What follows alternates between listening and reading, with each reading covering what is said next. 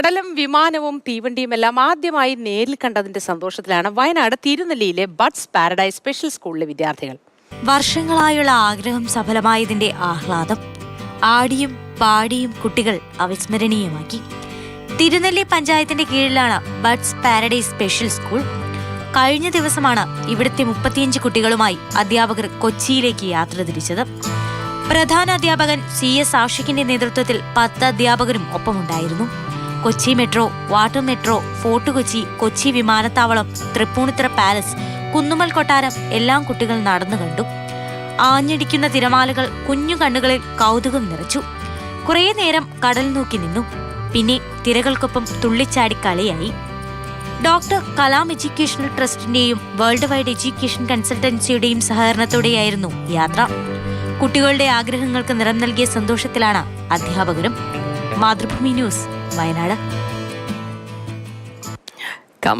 കമൽ ചേരുന്നു. ഒപ്പം good morning Kamal. ഞാൻ ഈ കാര്യം പറഞ്ഞു തുടങ്ങുമ്പോൾ തന്നെ എനിക്ക് തൊണ്ടയിടറിപ്പോയോ എന്ന് എനിക്ക് തന്നെ ഒരു സംശയം. കാരണം അത്ര മനോഹരമായിരുന്നു. ഈ മക്കളൊക്കെയാണ് ഈ കാഴ്ചകൾ കാണേണ്ടതും ആസ്വദിക്കേണ്ടതും. ഏതായാലും അങ്ങനെ ഒരു മനസ്സ് കാണിച്ച അതിൻ്റെ ബന്ധപ്പെട്ടവർക്ക് ഒരു വലിയ സല്യൂട്ട് കൊടുക്കാതെ നിവർത്തിയില്ല.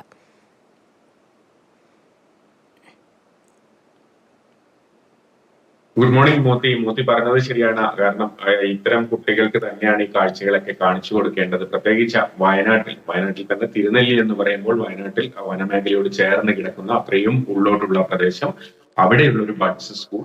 വയനാട്ടിൽ തന്നെ കുട്ടികൾക്ക് കടലും വിമാനവും ട്രെയിനും ഒക്കെ കാണണമെങ്കിൽ കോഴിക്കോടേക്കോ തലശ്ശേരിയിലേക്കോ അല്ലെങ്കിൽ ഇവിടെ നിന്ന് ദൂരേക്ക് യാത്ര ചെയ്യണം. അപ്പോൾ ബഡ്സ് സ്കൂളിലെ കുട്ടികളെ സംബന്ധിച്ച് അത്തരം സ്വപ്നങ്ങളൊക്കെ വളരെ അകലെയാണ്. പ്രത്യേകിച്ച് അവരുടെ പേരൻസിനൊക്കെ അവരെ കൊണ്ടുപോകാൻ കഴിയുന്ന സാഹചര്യമൊന്നും ആയിരിക്കില്ല.